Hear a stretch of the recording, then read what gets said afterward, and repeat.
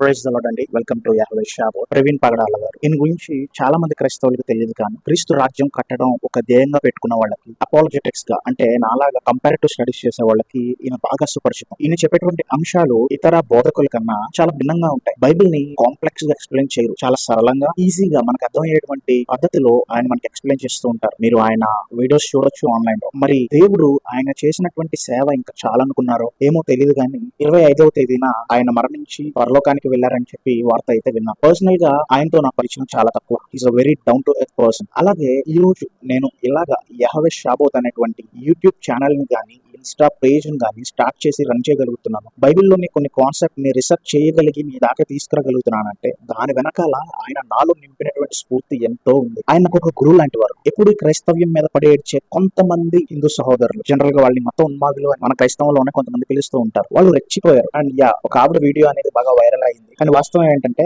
ఆవిడ ఆ వీడియో ప్రవీణ్ గారు చనిపోయిన తర్వాత తీసినటువంటి వీడియో కాదు. ప్రవీణ్ గారు చనిపోక ఒక మంత్ ముందే తీసినటువంటి వీడియో. కానీ అదే మనిషి ఆయన చనిపోయిన తర్వాత వీడియో చేశారు, ఒక దేశద్రోహి చనిపోయారు అన్నట్టుగా మాట్లాడారు. ఇంకా నేను సోషల్ మీడియాలో చూస్తూ ఉండగా ప్రవీణ్ గారు ఇంతకు ముందు చేసినటువంటి డిబేట్స్ గానీ ఆయన ఇచ్చినటువంటి స్టేట్మెంట్స్ ని ట్రోలింగ్ చేస్తూ కొన్ని మత ఉన్మాదం కలిగి రన్ చేస్తున్నటువంటి ఇన్స్టా పేజెస్, యూట్యూబ్ ఛానల్స్ వాళ్ళు పోస్ట్ చేసుకుంటున్నారు. ప్రవీణ్ అన్నని ఆదర్శంగా తీసుకున్న నాలాంటి వాళ్ళు సైలెంట్ గా ఉంటాయి, హెచ్చరిల్లిపోతారు. ప్రవీణ్ అన్న చాలా సౌమ్యుడు, ఆయన ఇప్పుడు నవ్వుతూనే మాట్లాడతారు. అని అందరూ ప్రవీణ్ అన్నలా ఉంటారు కదా. సో నేను వాళ్ళని ఏదో అన్నారు కదా అని నేను తిరిగి అనడం దేవుడు మనకు నేర్పించినటువంటి సంస్కారం కాదు. కానీ మళ్ళా చెప్తున్నా, కానీ మీరు ఏ విషయాల మీద అయితే ప్రవీణ్ అన్నను ట్రోల్ చేశారో అది మీ మత గ్రంథాల్లో ఉంది అని పూర్తి ఆధారాలతో ఈ రోజు నుంచి నేను వీడియోస్ చేయడం స్టార్ట్ చేస్తాను. మీరు నిజంగా మా ధర్మాన్ని కాపాడుకుంటాం, ధర్మ పరిరక్షకులం అని అనుకుంటే గ్రంథ పరిజ్ఞానంతో వీడియోస్ చేయడం స్టార్ట్ చేయండి. ఒక్కరు కాదు, ఇద్దరు కాదు, చాలా మంది ప్రవీణ్ అన్న మీద నోట్ పారేసుకున్నారు. ఆయన పెట్టిన వీడియోస్ చూసి, ఆయన పెట్టిన వీడియోస్ పెట్టి ఇచ్చినటువంటి స్టేట్మెంట్స్ తీసుకుని ట్రోలింగ్ చేయడం చూస్తున్నాం. మా హిందూ దేవి దేవతల్ని అనేసాడు, బాబో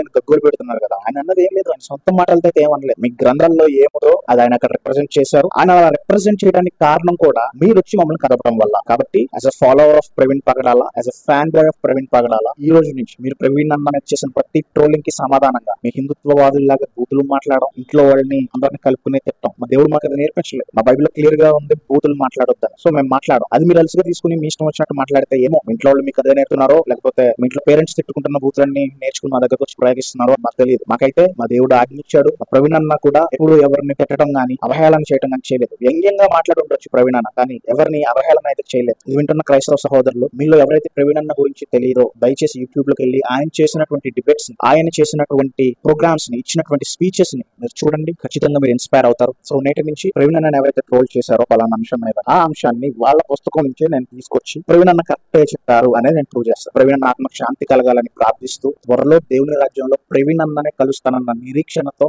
ఐఎమ్ సైనింగ్ ఆఫ్. యెహోవా షాబోత్.